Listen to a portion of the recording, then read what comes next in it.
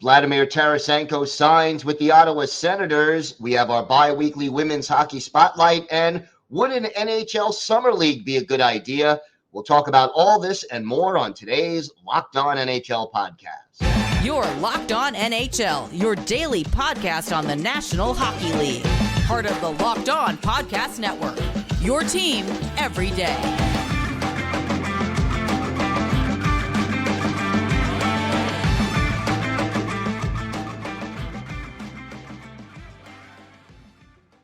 And welcome, everybody, to the Friday edition of the Locked On NHL podcast, part of the Locked On Podcast Network, your team every day. I want to thank everyone who makes Locked On NHL your first listen every day.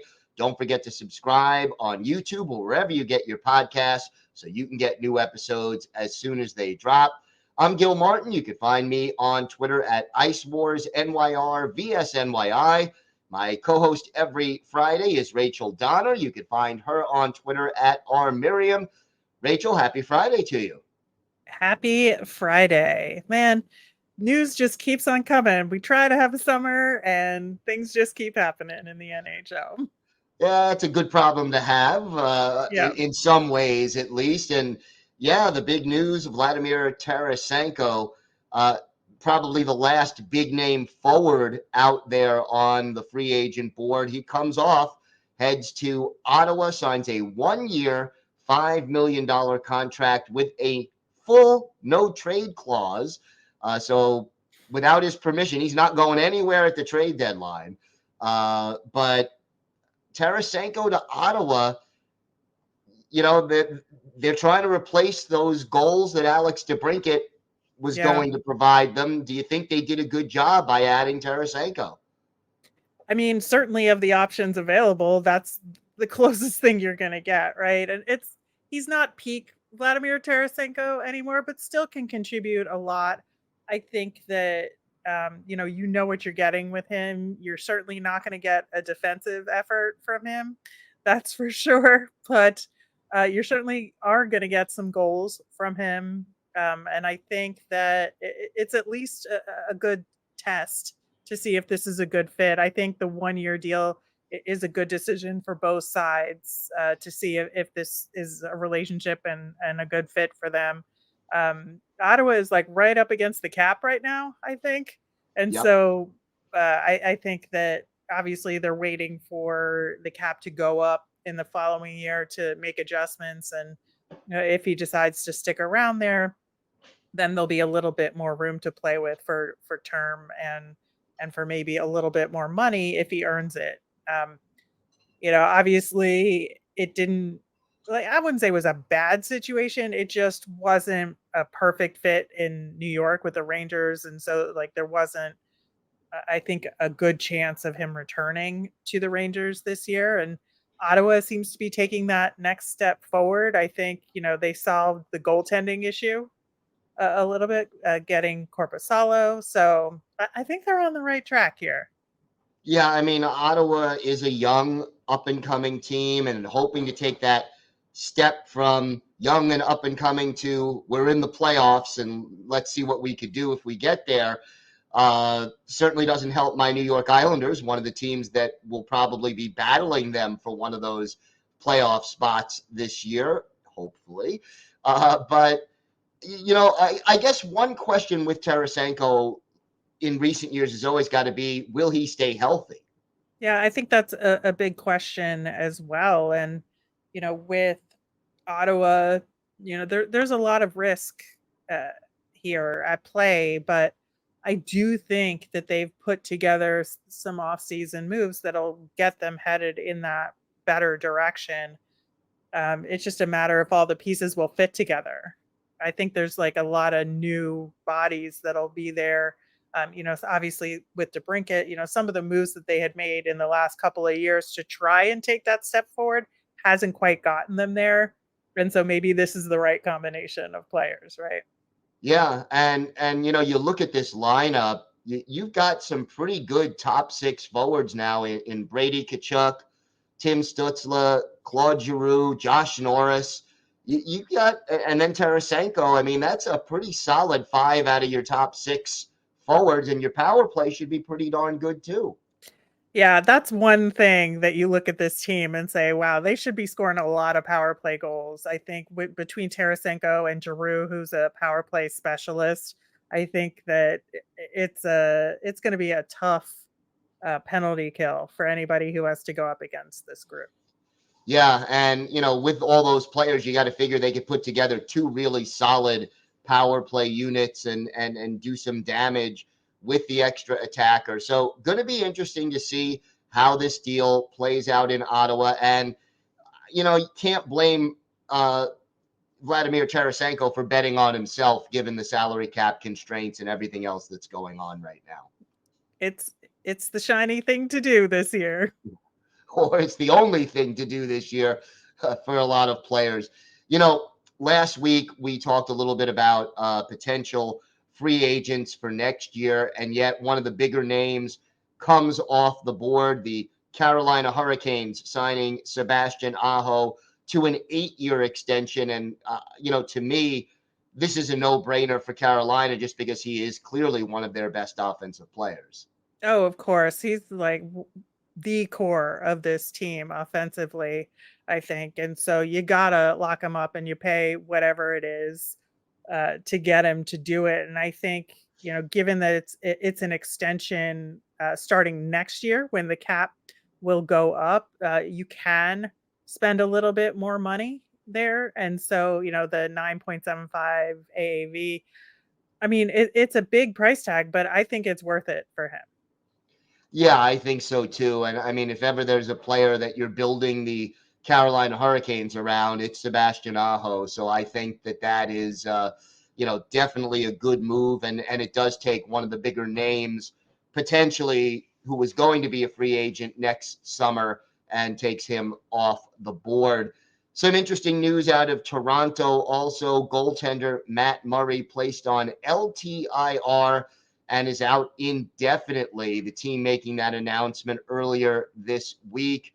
I mean, already you had Ilya Samsonov and Joseph Wall probably going to be there starting too. But what does this mean for Matt Murray and for the Leafs? Yeah, I think this is going to be a hurry up and wait situation and just see if he can recover from these concussion issues that seem to be persisting with him and, give it a go the following year.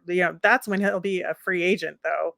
So I think I feel so bad for Matt Murray in this situation, just real tough with a giant question mark ahead for him. Assuming he'll be out all year. Obviously the Leafs signing Samsonov for 1 year at $3.55 million, that gives them a goaltending duo for this upcoming year, but not for the long term. And Right. So there's still going to be some Leafs goaltending questions next off season. It just might be a different kind of question, right? I get the feeling there's always going to be Leafs goaltending questions, but yeah, that's definitely going to change the nature of some of those questions for sure. And we certainly wish him a complete and speedy recovery, given the tricky and difficult nature of concussions. And then some interesting news in the desert out of Arizona. Former 3rd overall draft pick Logan Cooley signing his entry-level deal with the Coyotes and not coming back to the University of Minnesota.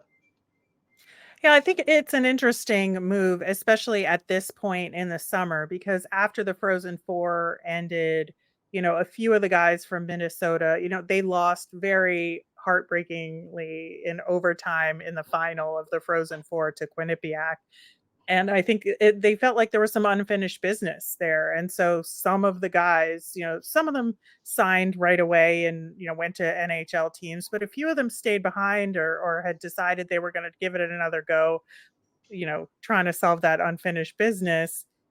But now Logan Cooley has changed his mind and is signed in the NHL. And so will some of those other kids who were taking maybe that extra year of eligibility due to COVID and sticking around, or some of the other, potential guys who could have signed ELCs that didn't, will they then change their minds and move to the NHL?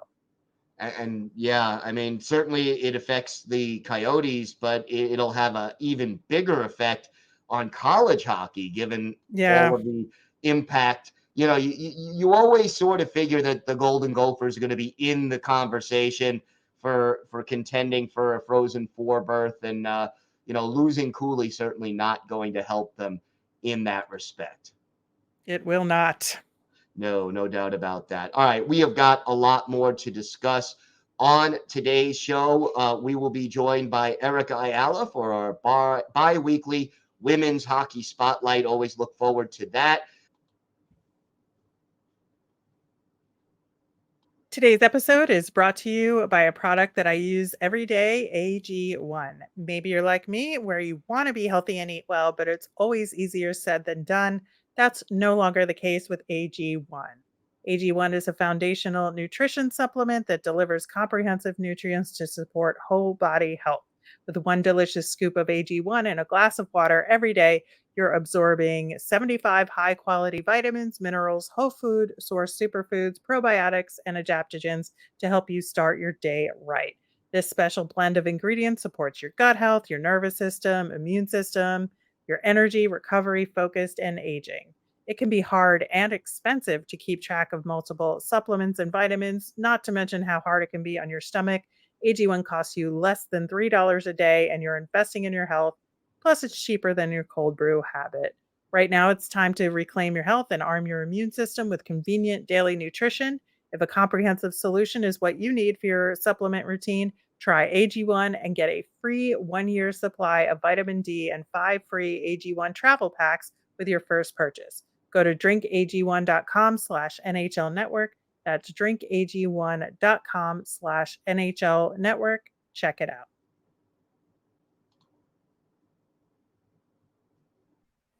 Hey there, hockey fans. Erica Ayala coming to you with another Women's Hockey Spotlight. Now, although I was hoping to give you details about the new Women's Hockey League that's coming, unfortunately, I cannot do that.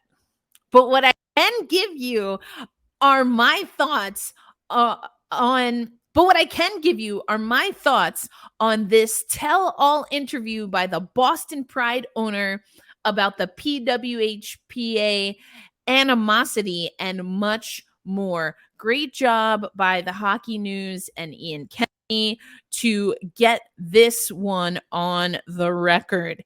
And I mean, I'll be honest, reading some of this is kind of what it felt like to look at what was happening in women's hockey from a distance. What do I mean by that? Well, the PWHPA wanted better working conditions for its players. That was evidently clear, and it's always been something that I've supported. What wasn't always clear about the PWHPA is what the PHF, again, the league that has just been acquired, it has not always been clear how what the PHF was doing didn't align with what the PWHPA wanted. And Miles breaks that down again in this article that you can check out by the Hockey News. Now, some other things that I think are really interesting in this article include that Miles, who has seen the collective bargaining agreement, or at least understands some of the details, we are to assume, like I talked about on our last one, there has been a CBA floating around to the effect that it is the final CBA. I have not been able to verify that. So I just want to be clear there. But Miles Arnon in this article, he goes on to say, quote, everything the PWHPA said they wanted to get, they didn't get. They compromised on their principles for very little in return. And some of the things that are little or are definitely less than they would have been had the PHF continued include salary. Now, Arnon gives some really interesting numbers when it comes to the salary and how the CBA as compared to what the salary was at the time the PHF was acquired is different. This is what Arnon says in the article. The principal feature of the CBA is that players' salaries start at about 16% lower than where we were going to be this season in the PHF. And as far as what they're paid relative to the work done, it's about 37% less, as they're being required to play more games for less money. On top of that, they're locked in to a 3% per year pay increase across the board in terms of their effective cap for the next 8 years. And Arnon goes on to talk about things like inflation, things like the NHL getting involved, and that effectively will trap players into making less money than they would have at the PHF, at least for another 10 years as the money starts to trickle down. Now, so the question becomes, why did the PHF sell? Well, according to Arnon, there was a lot of pressure. And this is things that I had been hearing. Pressure from sponsors who didn't quite understand the women's hockey landscape. The PWHPA is saying there's no beef. The PHF is effectively not responding to the quote unquote perceived beef. And that left sponsors not wanting to get into the middle of what they felt was effectively messy. I have deduced that. People have said that throughout the years, and Arnon going on the record saying that there was a lot of pressure from the PHF to be the one to effectively bend and buckle. Now, another really interesting thing in this article, and there was a non-disclosure agreement. So there are some details that we will just never know about the acquisition. That's made evidently clear here. And it's also been made clear by me trying to report on this, because we don't have a lot of details for a league that's supposed to drop the puck January 2024. I digress on that. Let's go back to this reporting by Ian Kennedy. Miles talked about the non-disclosure agreement, the NDA, being really important. And he felt it was really important. I'm summarizing his words, because the NDA meant that the Mark Walter Group knew everything that the PWHPA was doing and everything that the PHF was doing. But the non-disclosure agreement, once it started, meant that the PWHPA and the PHF could not talk to each other. Now, on a previous episode of the Women's Hockey Spotlight, I believe it was Rachel and I when we did our deep dive. The reason I think that's so interesting is because from my reporting, I understand that the PHF was moving towards unionization. Obviously, the PWHPA moving toward unionization, but never the twain shall meet. Never did those two sides get a chance to talk to each other because, well, they weren't necessarily on good footing, and their higher ups had a non-disclosure agreement. So Miles really breaks down how he thinks this deal is good for the owners of the new league and is going to be bad, at least in the immediate and intermediate, for active players, except, of course, for the players on national teams, which is a very small blip, or at least not a significant enough blip for only national team players to be in this league. And so what we're seeing is European talent in particular, and some NCAA players, I should say, who were transitioning into the pro leagues, we're starting to see them go to Europe. Now, there's only a small window and only a finite amount of roster spots where you can effectively go to Europe. So there are some players that are just going to be waiting. They're going to be waiting for the announcement of the 6 cities, which again have not been announced. There's no logo, there's no website, there's no updates on the draft. There's just a lot hanging in the balance. And who can afford to wait? Players that don't have full-time jobs.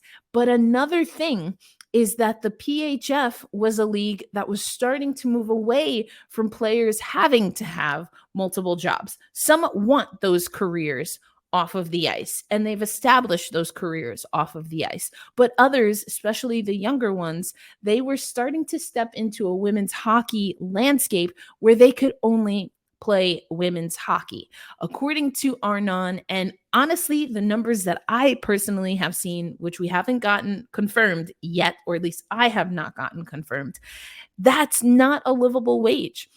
A minimum salary of $35,000 USD, that's not a livable wage. They're tapping out at roughly $80K, but only for a select group of people. So once again, whether it's the Arnon interview or just what we haven't heard yet from the new league, we are left wanting. It is hard as of right now, July 28th, to say with confidence that women's hockey is in a better place than it was a month ago when the PHF was still independent and running.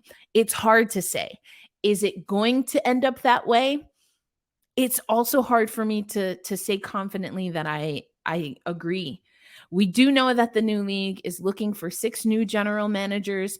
As another article in the Hockey News says, they have almost 12 general managers that they could effectively take from the assets that they bought from the PWHPA and the PHF, but they're putting out an announcement or putting out job descriptions, I should say. Those job descriptions don't include salary, they don't include the team name, and they don't include the city, because none of those things are details that we have right now. So it's a little bit of a messy women's hockey spotlight, but women's hockey, unfortunately, I have to say this, is at minimum confusing, if not a little bit messy right now. So we are coming close to the 30 days in which we said we would get updates. It's not looking like we're going to get updates before the end of July.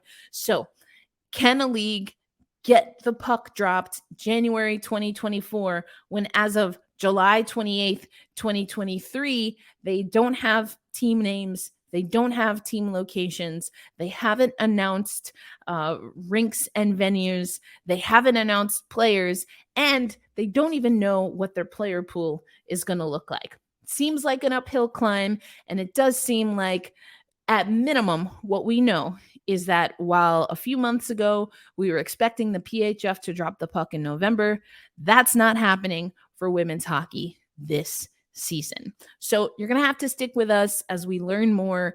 We were told about 30, minimum 30, but maximum 60. So I guess technically we're in that range, but we just have to wait for more women's hockey information.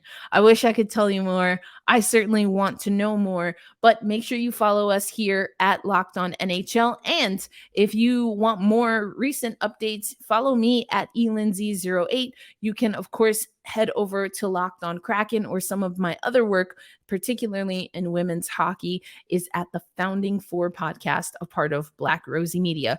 But that's your women's hockey spotlight for the time. Unfortunately, we still have lots of dark corners, so to speak, of women's hockey that we have to get illuminated before the puck is set to drop in January. But I'm going to send you back to Rachel and Gil for the rest of the Locked On NHL Friday edition. And thanks again to Erica Ayala for our bi-weekly women's hockey spotlight. Always great to hear a little news from around the world of women's hockey. And this is a very, very important time in that sport, as everything seems to be changing right now.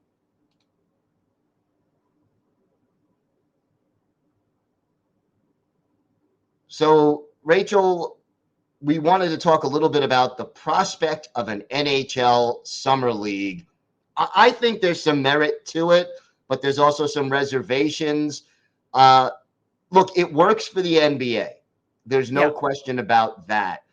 And do you think it could work for the National Hockey League?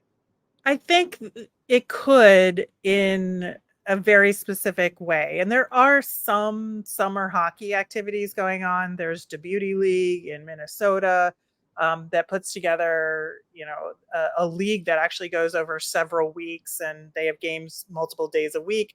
The rules are wacky. It's 4-on-4. They play in 2 halves with runtime.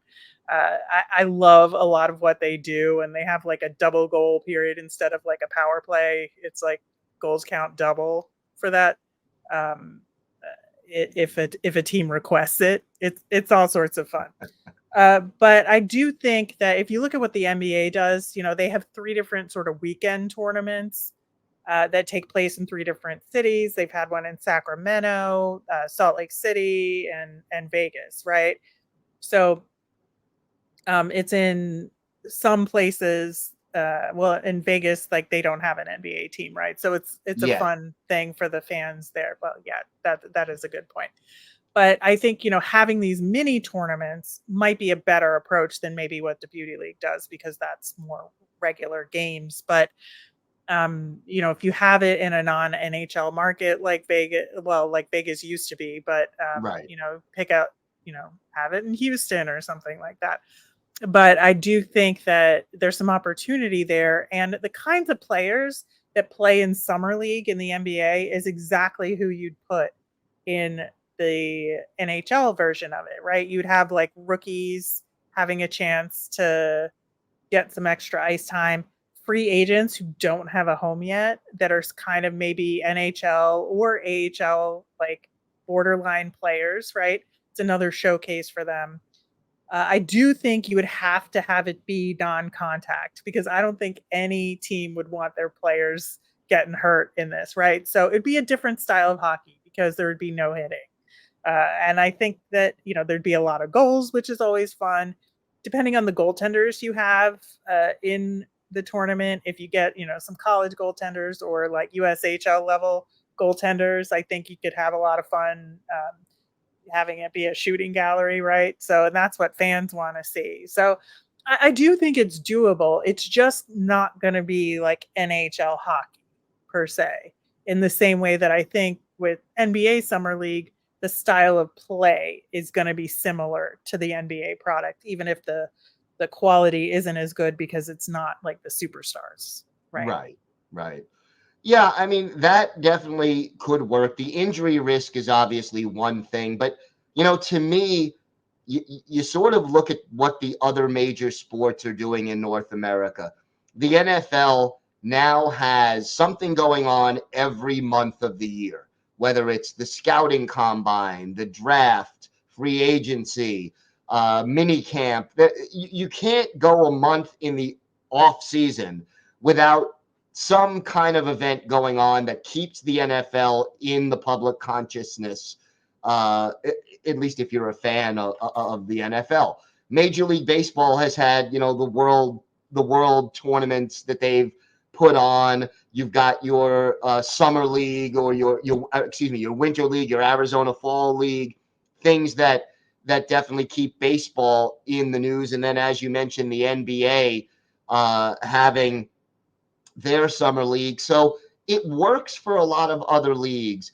I guess one question I would have is, how does this affect the players physically to have to play a full, 70-game junior season plus playoffs for some of them, and then have to go compete, again over the summer? How does that affect their body over the long haul?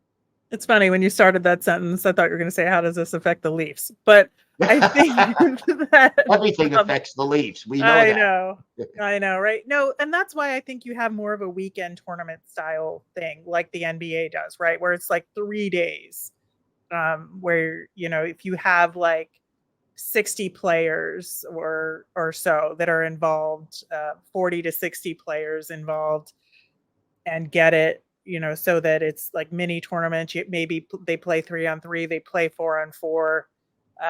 So it's rapid fire. So the games are a lot shorter. It's not full length NHL games like you would have. You have mini tournaments like that. You could even do cross ice and mix it up a little bit if you wanted to.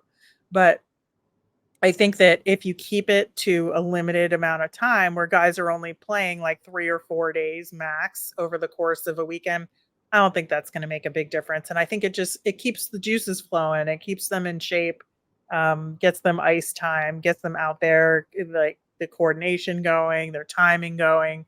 I think it's a great thing to do in, late July, early August, as guys are trying to like get ramped back up for their rookie camps or training camps. And to take it a step further, you could have unemployed coaches coach some of these teams, or coaches who are assistants who want to audition to be head coaches. Or if you want to go the other route, you could have celebrity former coaches coach some of those teams, Hall of Famers who it would be an honor for some of these young players to say, yeah, I played under this coach at this tournament, and that might get some more eyes on it too as well. So there are different approaches you can take to something like that, and just try to drum up some more interest and learn some more by doing it that way.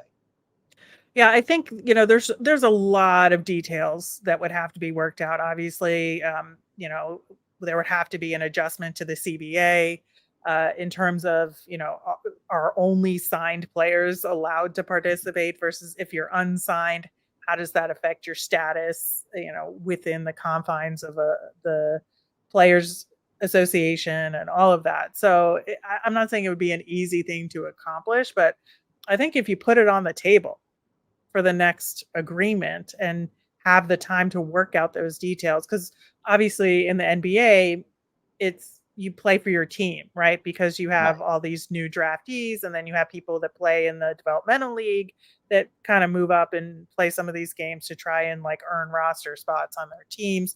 I'm not sure if it would work that well in the NHL, if there's that way to approach it, or you mix and match and have guys play on made up teams. So I think, there's a lot of things to think about there in terms of how you would structure it, but I do think it's doable.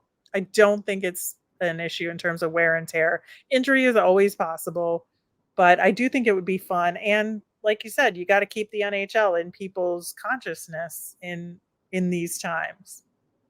Yeah, I think, look, you would need to have insurance policies for some of these players for sure. Right. There are definitely details to be worked out, but I agree with you. I think it's something that could work. And, you could even hold it in, smaller cities in Canada who would probably be thrilled to see, players of that caliber come in and play a few games there. You could have some of the matches or some of the games at expansion cities or cities that want to be expansion cities. There's a lot of different ways to drum up interest and to approach it. It makes so much sense. We know the NHL probably won't do it. There you go. But it is, I agree with you. It is something worth considering. And I think it's, something that the NHL should look into. Will they? That remains to be seen. I want to thank everyone again for making Locked On NHL your first listen every day. Everydayers, I will be back on Monday talking to 3 of our local hosts from around the league about some of the biggest stories around the NHL. So please join me for that. I want to thank Erica Ayala again for our bi-weekly Women's Hockey Spotlight. Rachel, always a pleasure to co-host this show with you. Have a great weekend, everybody, and thanks again for listening to the Locked On NHL podcast.